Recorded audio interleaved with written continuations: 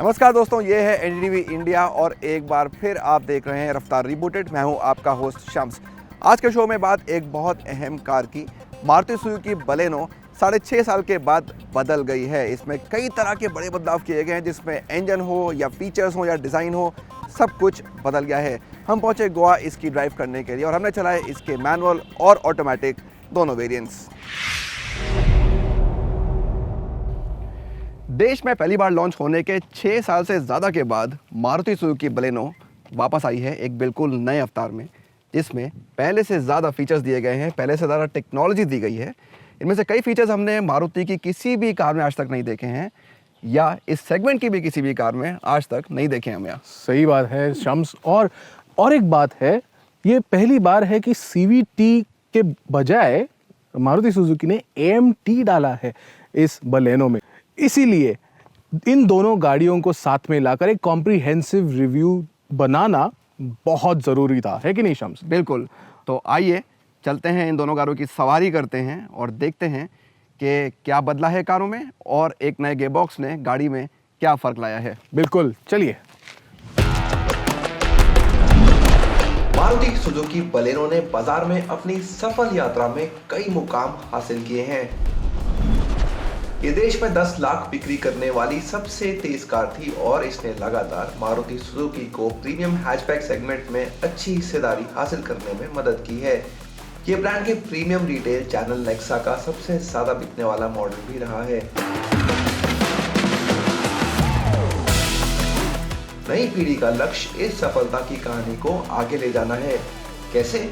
समय के साथ बदल के और अपने आप को सभी तरह के फीचर्स से लैस करके, ताकि ये नई पीढ़ी के जागरूक खरीदारों को अपनी ओर आकर्षित कर सके। क्राफ्टेड फ्यूचरिज्म, यही है मारुति सुजुकी की नई डिज़ाइन लैंग्वेज। और बलेनो ये गाड़ी है जिसे ये पहली बार मिल रहा है। तो अगर आप देख सकते हैं तो काफ़ी चेंजेस किए गए हैं बलेनो के लुक्स में। फ्रंट बम्पर पूरा नया है और बाकी बहुत सारे पैनल्स नए बनाए हैं मारुति सुजुकी ने। इसका सिग्नेचर जो है वो है ये LED DRLs, जिसे नेक्स्ट ट्रे कहते हैं मारुति सुजुकी। और ये 3 यहाँ पे LED DRLs हैं जो एक सिग्नेचर बनाते हैं बलेनो के लिए, लेकिन ये सिर्फ टॉप एंड मॉडल में ही मिलते हैं, निचले वाले मॉडल्स में नहीं। प्रोजेक्टर हेडलैम्प्स भी आते हैं, लेकिन हैलोजन लैम्प्स आते हैं सिग्मा और डेल्टा वेरिएंट्स में, और जीटा और अल्फा में आपको LEDs मिलेंगे, वो एक अच्छी बात है। अगर आप देखें तो यहाँ पे जो ग्रिल है वो नेक्स्ट वेव ग्रिल कहते हैं मारुति सुजुकी, और उसके ही बगल में आपको ये बड़ा सा क्रोम स्ट्रिप मिलेगा। साइड प्रोफाइल देखें तो काफ़ी सिमिलर है पहले वाली बलेनो से। थोड़ा बहुत चेंज जो आया है वो रियर में हुआ है, क्योंकि रियर टेल लैम्प्स जो है, जो LED टेल लैम्प्स है, वो अभी L शेप्ड है, यानी थोड़ा सा टेल लैम्प्स का जो एक राउंडिश फिगर था वो अभी थोड़ा स्पिल ओवर होता है टेल गेट की तरफ। और एक बड़ी क्रोम स्ट्रिप भी आपको दिखाई देती है टेल गेट पे। तो काफ़ी अलग किस्म की गाड़ी बनाई है, अलग डिज़ाइन ट्राई की है। इसे देखने के बाद आपको ये बलेनो ही लगती है, कोई गाड़ी अलग नहीं लगती। ये एक न्यू एज है, ये एवोल्यूशन है बलेनो का। हम इसे पूरा एक नया जनरेशन नहीं कह सकते, पर ज़रूर एक फेसलिफ्ट के बतौर बहुत बड़ा फेसलिफ्ट इस मामले में किया है।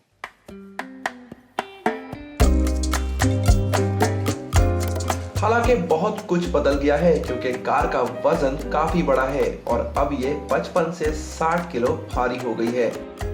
नए पैनल भारी हैं और सस्पेंशन और ब्रेक भी बिल्कुल नए हैं, और ये बड़े बदलाव हैं। अब चलते हैं कार के कैबिन की ओर और देखते हैं कि ये किस तरह से बदला है।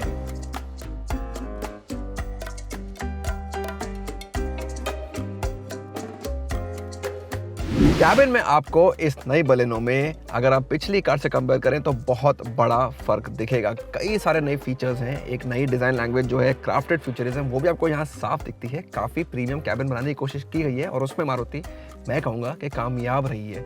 कई सारे नए फीचर्स हैं। सबसे बड़ी हाईलाइट है ये नया 9 इंच का smart play pro plus infotainment system. Touch screen system है, बहुत बड़े तरीके से काम करता है, काफ़ी क्लियर है, बहुत जल्दी रिस्पांस मिलता है। जो भी आप इससे चाहते हैं वो बहुत सही चीज़ है। इसमें थोड़े कलर्स का इस्तेमाल और होता तो ये और अच्छा लगता। अभी इसमें ज़्यादातर आपको ब्लैक और वाइट ही दिखेगा, तो वो थोड़ा सा एक मोनोटोनस फील आपको देता है। नीचे आते हैं, जो पूरा सिस्टम है क्लाइमेट कंट्रोल का मुझे बहुत पसंद आया। इसके स्विचेस, इसका पूरा लुक एंड फील, मटेरियल्स हैं, बहुत अच्छा मुझे लगा। एक और ब्लैक कैबिन आपको बलिनो में मिलता है, पहले भी मिलता था, तो एक स्पोर्टी एहसास जो है वो बरकरार रहता है। सीट्स हमेशा की तरह काफ़ी आराम देती हैं, ये चीज़ भी मुझे इस कार में हमेशा पसंद रही है और अब भी पसंद आई है। नज़र डालते हैं कार के इंस्ट्रूमेंट क्लस्टर पे, तो 2 एनालॉग डायल्स हैं, बीच में एक MID डिस्प्ले है जो आपको सारी ज़रूरी जानकारी दे देता है। स्टीयरिंग व्हील अच्छी है, बहुत सारे कंट्रोल्स हैं और फ्लैट बॉटम भी है, तो अगेन एक स्पोर्टी फील में एक एडिशन हो जाता है इस स्टीयरिंग व्हील की वजह से। तो कुल मिलाकर इस कैबिन में बैठ के आपको काफ़ी अच्छा लगता है। एक आपको प्रीमियम एहसास जो देने की कोशिश की गई है वो आपको यहाँ बिल्कुल मिलता है।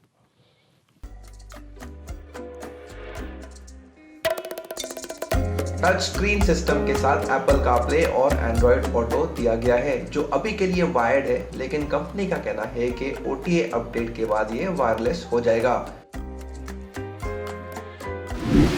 बलिनो के सेकंड रो में मुझे स्पेस काफ़ी अच्छा लगा। ये अगली सीट है, मेरे हिसाब से सेट है, और तब भी मेरे पास देखिए कितना बढ़िया नी रूम यहाँ है, तो ये वाकई में बढ़िया है। शोल्डर रूम, हेड रूम भी ठीक ठाक है, इससे मुझे कोई खास शिकायत नहीं है। लेकिन सबसे अच्छी बात मुझे लगी इसकी सीट जो काफ़ी बड़ी है, तो अंडर थाई सपोर्ट बहुत बढ़िया लगा मुझे। एडजस्टेबल हेडरेस्ट है मेरे पास, हाँ, लेकिन कुछ कमी ये लगी कि यहाँ सेंटर आर्म रेस्ट नहीं है और सीट थोड़ी सी अपराइट मुझे लगी, थोड़ी और झुकी हुई हो सकती थी। फीचर्स की बात करें तो यहाँ पे अब रियर AC वेंट्स दिए गए हैं, उसके नीचे 2 चार्जिंग पोर्ट्स भी हैं, एक USB-A टाइप और एक USB-C टाइप।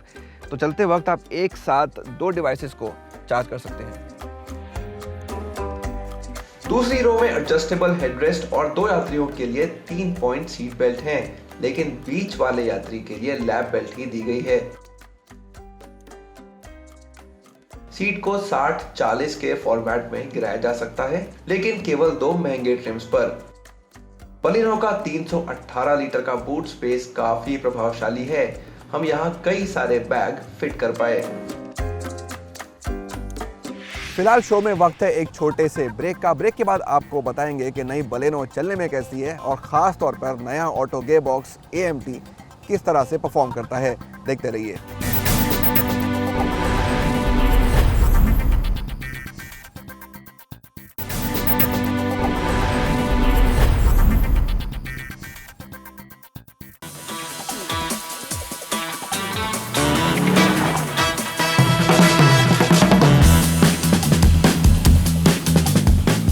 आप जरूर जानना चाहेंगे कि कार चलने में कैसी है, खासकर जब इसे एक नया 1.2 लीटर का पेट्रोल इंजन मिला है जो 88 bhp बनाता है।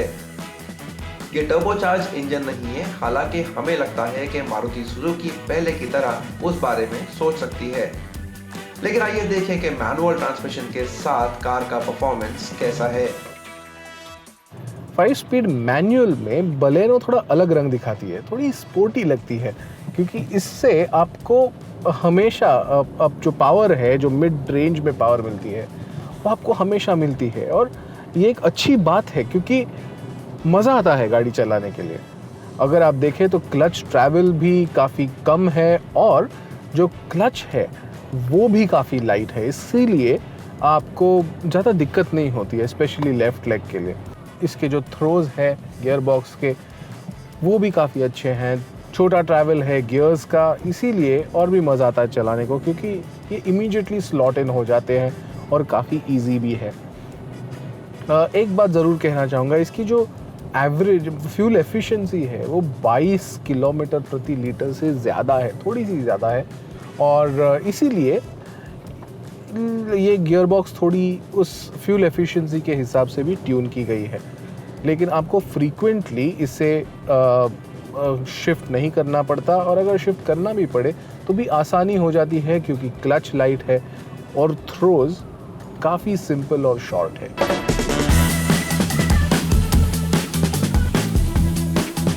अब चलते हैं कार के ऑटोमेटिक गियर बॉक्स वाले वेरिएंट की ओर।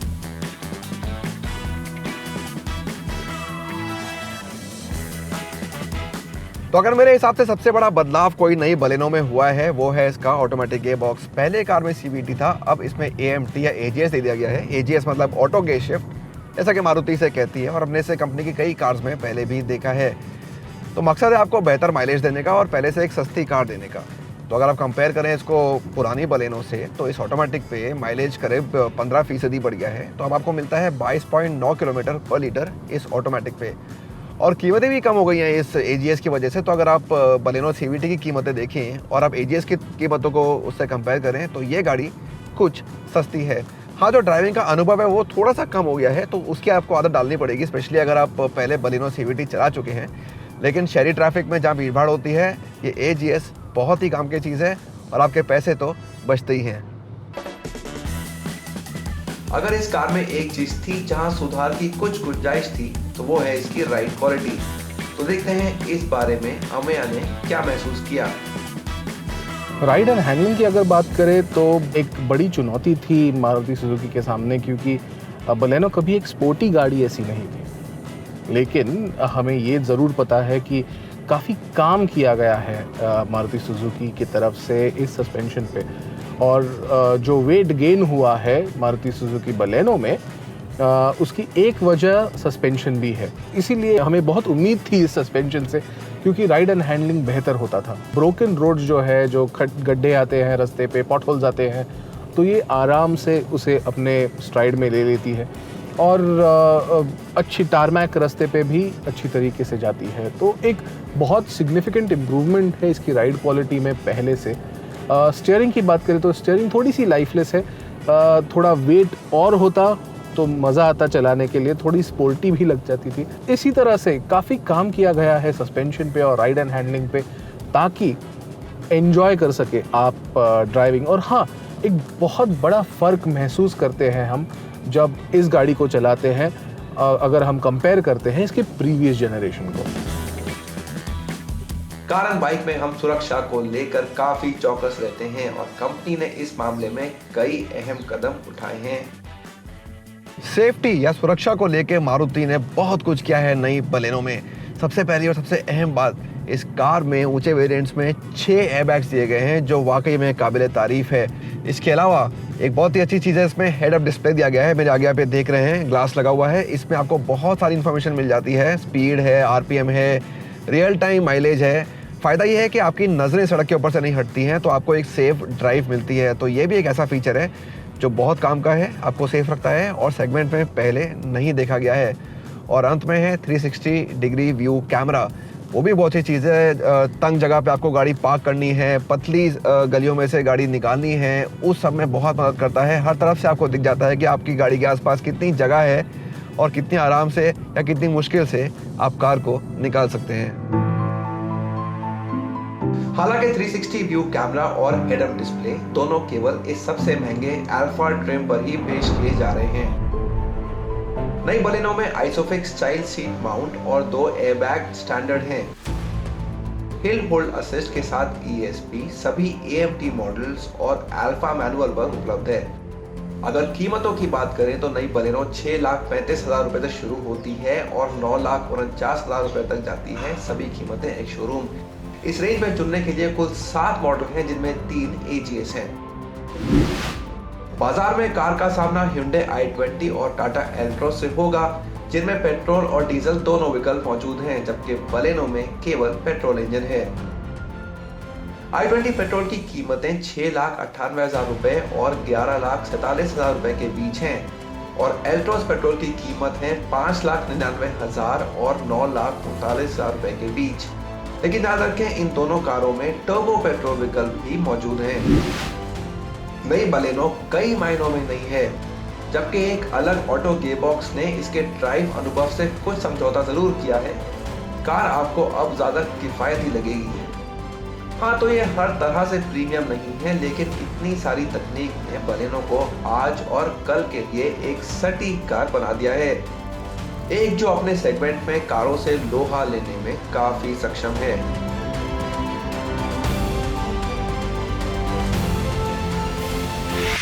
तो आज के शो में बस इतना ही। कैसा लगा आपको हमारा आज का ये शो, हमें ज़रूर लिख कर बताइए। ट्विटर पे हमारा हैंडल है कारिन बाइक हिंदी। हमेशा की तरह हमको आपके फीडबैक का इंतज़ार रहेगा। अगले हफ्ते आपसे फिर होगी मुलाकात ऑटो जगत की सभी हलचल के साथ। अब तक अपना ध्यान रखिए, सड़क पर बिल्कुल सेफ रहिए। अगर कार में बैठे हो तो सीट पर ज़रूर पहनिए, आगे बैठे हो या पीछे।